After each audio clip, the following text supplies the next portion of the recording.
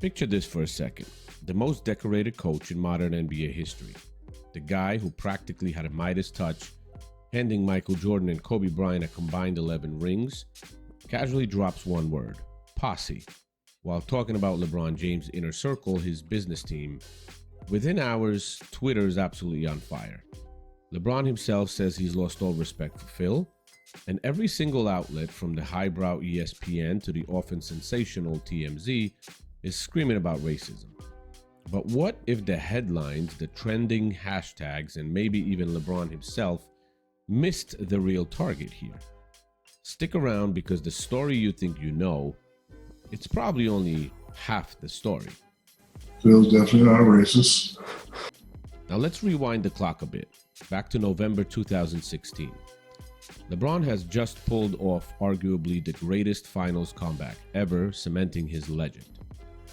Phil Jackson, meanwhile, is working in the Knicks front office, trying to rebuild a struggling franchise. The NBA at this point feels less like a professional sports league and more like a gossip factory on steroids, with every soundbite dissected. In an interview with ESPN's veteran reporter Jackie McMullen, Jackson gets asked about the unique pressures of managing superstars, especially those with significant influence. Instead of just floating out some generic corporate coach speak, he decides to tell a quick anecdote, a little story from the past. He recalls a time when the Miami Heat with LeBron visited Cleveland. LeBron, Jackson says, wanted the entire team to stay an extra night so he, his mom, and his posse could hang out at home. Jackson caps off the little tale with a line that would become infamous. You can't hold up the entire team because you and your mom and your posse want to spend an extra night in Cleveland. That single, seemingly innocuous sentence, it detonated a media mob. It didn't take long. Within minutes, Bleacher Report, who we already know and I proved it in my videos, has close connections to LeBron, tweets out the quote, helpfully trimming the context down to just LeBron's posse. LeBron, who's in Sacramento on a road trip with the Cavaliers, hears about it right there in the locker room. You can imagine the tension. Post-game, he doesn't mince words with reporters, stating firmly, I've lost respect for him. Calling my guys a posse? That's not a mistake. That's personal. Here is the actual quote from LeBron James after that game. You know, from the beginning, 2 years in, I felt like that I wanted to, put my guys in position of power and give those guys an opportunity to better themselves. Now at this point, having one of the,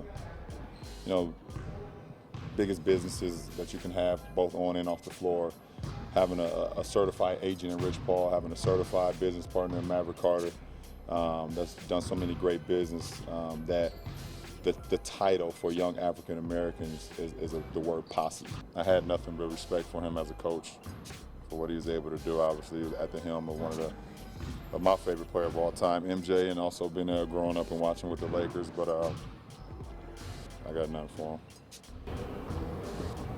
You said you had respect for him? Yeah. Up until? Yeah. I believe the only reason he used that word because he see young African Americans trying to make a difference. If he says it out to the media, can only imagine what he says when the camera's not on him or the headset is not on or whatever you guys record on. So he's got a lot more work to do. Maverick Carter, LeBron's lifelong friend, incredibly successful business partner, takes to Twitter himself also, firing back that Jackson always had a problem with empowered black men. Here's the actual tweet still available on his timeline. He unfortunately clipped the definition to not show the rest that was favorable towards Jackson. The problem is the part he showed was actually positive and favorable for Jackson as well. The definition as he posted reads, body of men typically armed summoned by a sheriff to enforce the law. You see, Carter saw this as a negative, thinking of armed men as a gang summoned by a sheriff, which is not at all what this definition means.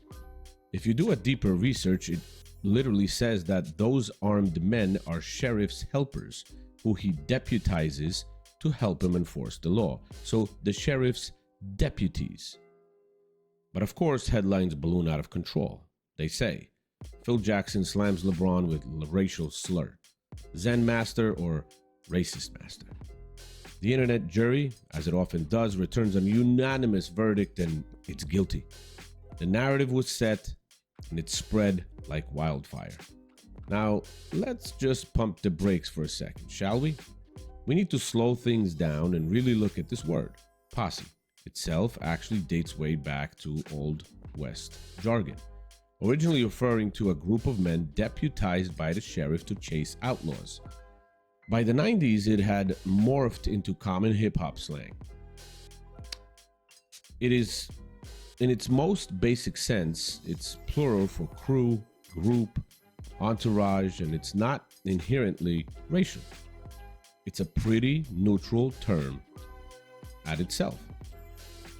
Still, context is king, and intent versus impact is real thing.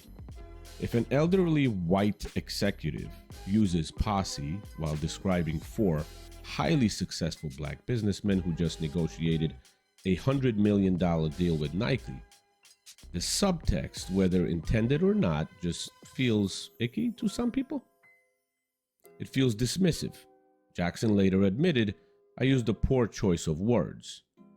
My intention was to describe the entitlement I perceived and not diminish their accomplishments." Translation, he was knocking what he saw as a superstar privilege, the bending of rules for one player, not the skin color of the legitimate achievements of LeBron's inner circle. He genuinely regretted the word choice, recognizing its potentially harmful connotations, even if his core criticism was aimed elsewhere. It's easy for critics to paint Jackson as this grumpy old school guru who just fundamentally hates modern stars and their influence. Didn't Michael have influence? Didn't Kobe Bryant have influence? But if you actually look at the tape, it tells a slightly different story, a more nuanced one. In 2014, for instance, he told reporters, "LeBron is as dominant as any player who has ever played this game. He's Oscar Robertson with more speed." That's high praise from a man who coached Jordan and Kobe. In 2013, Jackson even tweeted praise for LeBron's incredible court vision, going so far as to compare it to Magic Johnson's, another all-time Laker. Even in that same controversial interview with Jackie McMullen, the one where he used the posse word, he still applauded LeBron's unselfish brand of basketball. So what's the pattern here? He consistently critiques the logistics, the organizational power, the perceived bending of rules, never the sheer talent of basketball brilliance. He questioned the way LeBron leveraged organizational power, the demands he made on the team protocol, not LeBron's greatness as a player. It's a subtle but crucial distinction that often gets lost in the noise. Now, Jackson's core beef is, we're being honest, circles right back to an old school coaching commandment that he lived by. No one, not even the undisputed superstar, bends team rules. He saw LeBron's Cleveland sleepover request, the one he mentioned in the interview, as Exhibit A for today's player empowerment era. Charter jets on demand, custom rules for individual players, friends often given roles in the front office. Now, I'm going to tell you one thing that normally I wasn't going to talk about, but somebody in a comment on a different article mentioned, and I think this also makes sense to be included. Jackson might have been pissed off at LeBron James for wanting special treatment, but Phil Jackson actually coached Dennis Rodman and gave him special treatment. Remember, he was allowing Rodman to get away from the team, even during the playoffs, to kind of relax, you could say, and then come back as long as you be back for the games. That's special treatment, isn't it? Everybody needs a different thing. I mean, I'm not a LeBron fan, but everybody got to be treated the same. But the underlying gripe mirrors that of virtually every coach who ever banned cell phones at practice or set a strict curfew. He wasn't angry at 4 black entrepreneurs for being successful. He was angry at a system that, in his view, allowed stars to rewrite itineraries and change established team structures, creating a culture of perceived entitlement. He believed it undermined team cohesion and discipline, a philosophy he held dear. But again, think about Dennis Rodman. There is something to that. I'm not stating, agreement or disagreement one way, but just think about it. Dennis Rodman had special treatment on the Bulls. There's no question about it. Now, let's keep going. To truly understand the intense sensitivity of LeBron's reaction, you really have to grasp the magnitude of what Maverick Carter, Rich Paul, and Randy Mims have actually built. We're not talking about casual hangers-on here. Carter, for example, negotiated LeBron's lifetime Nike deal, which is estimated north of $1 billion. Now think about that for a second. Rich Paul founded Clutch Sports, now one of the most powerful agencies in sports, representing more than 20 NBA players, including LeBron himself, and negotiating hundreds of millions in contracts. Randy Mims manages vital logistics for the LeBron James Family Foundation, a huge philanthropic enterprise. Together, they are a Fortune 500 level conglomerate, a legitimate business machine, not just a group of friends hanging in the hallway. Now, calling that machine, that empire, a posse feels maybe reductive to some people. I don't think it was meant that way, but I kind of get LeBron's view, you could say, in this situation, at least partially, due to them coming up and achieving all this on their own. You might like them and not like them, but it is what it is. They've achieved all of this stuff. LeBron's fury at the time makes perfect sense, especially when you're looking from his perspective. When viewing through the lens of defending the respect and recognition due to legitimate corporate power and the incredible success of his inner circle. Now, here's where modern media dynamics truly kick in, and things get complicated fast. Outrage, we know, travels infinitely faster than context. A Bleacher Report, again, that is connected deeply with LeBron James. Push notification, which, in that notification, it had an edited quote from Jackson, and it reached about 4 or 5 million phones before Jackson's full paragraph even has a chance to hit the web. Now, social reward systems, the very algorithms that govern our feeds, inherently favor hot takes, quick outrage, and easily digestible sound bites over nuanced history lessons or thoughtful analysis, which I'm trying to do here.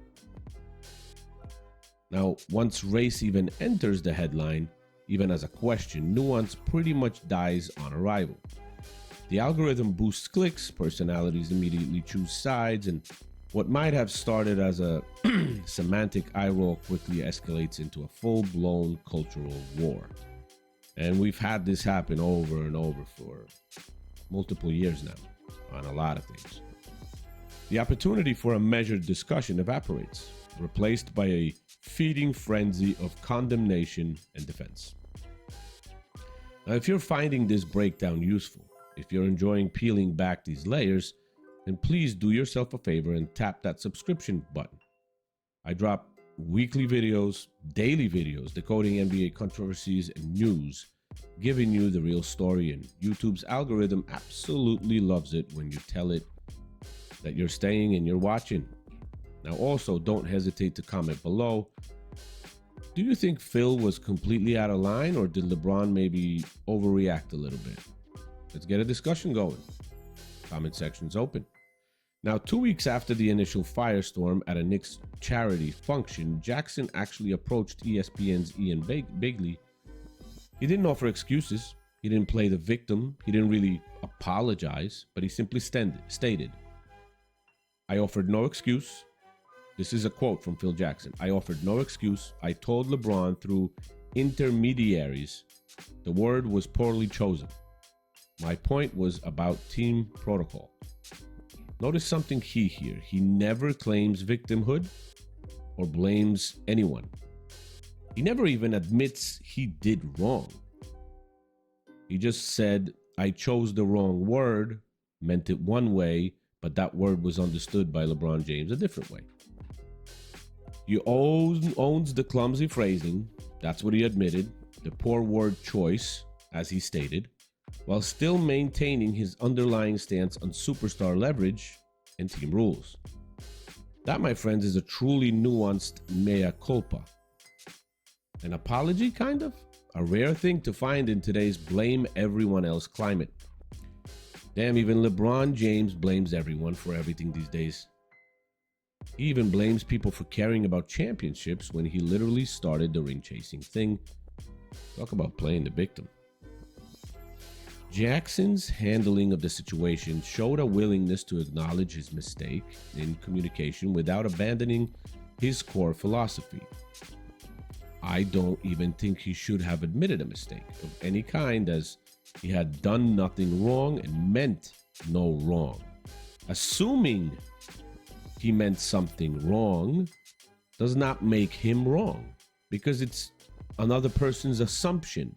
If you take it one way, but somebody that says it means it another way, well, whose fault really is that?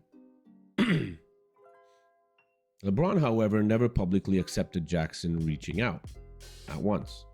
Through the rest of the 2016-17 season, he famously referred to Jackson only as that front office guy, pointedly refusing to speak his name. It was a calculated, deliberate slight. Some teammates even told reporters that LeBron kept a printed copy of the offending quote taped inside his locker for motivation, a constant reminder. Now, the Cavaliers ended up beating the Knicks by 40 points just 1 week later after that quote, and LeBron, after every single dunk, made sure to stare directly at the Knicks bench. Message sent, loud and clear, without a single word. His actions spoke volumes. Most current coaches, perhaps wisely, mostly stayed quiet through the whole ordeal. Nobody in their right mind wants to pick a feud with LeBron James at that time when they all could have hopes of him playing for them one day. However, Greg Popovich, known not just for his coaching, but for his thoughtful social commentary, which I think is overblown, did offer a perspective. He said, and this is his quote, "Words matter. If you're not part of the group, choose different words." It was a subtle but clear nod to the impact of Jackson's language. Now, you can take it as you want it. On the flip side, the always outspoken Charles Barkley on TNT defended Jackson, saying, "We've all said stupid stuff. Don't make the old man a racist for stupid stuff." The league office, perhaps eager to avoid further controversy, issued no punishment whatsoever, nothing. I mean, even talking about punishment, what for? Commissioner Adam Silver called it a learning moment, which in league speak, it's pretty much code for we're staying out of this one. So after all this, depending on what your life view and thought process is, you could view it as a subtle subtle racial dog whistle, or simply a generational power clash playing out on a public stage. Now, the evidence, when you look at it closely, leans pretty heavily towards the latter, towards Jackson. Jackson never attacked their intelligence, never attacked their earnings, or their fundamental right to exist and succeed in boardrooms and be in the positions that they are in. He attacked what he perceived as excessive leverage and influence inside the sacred rules of the locker room and team protocol. It's that classic collision of intent versus impact. Jackson's intent might have been about entitlement, but the impact for LeBron and his team felt deeply personal, and they took it racially. Understanding this duality is crucial. Jackson, as the research indicates, was focused on organizational pull and what he saw as arrogance in demanding special treatment, not their race. This incident, as dramatic as it was, isn't the first time vocabulary has sparked NBA wildfires.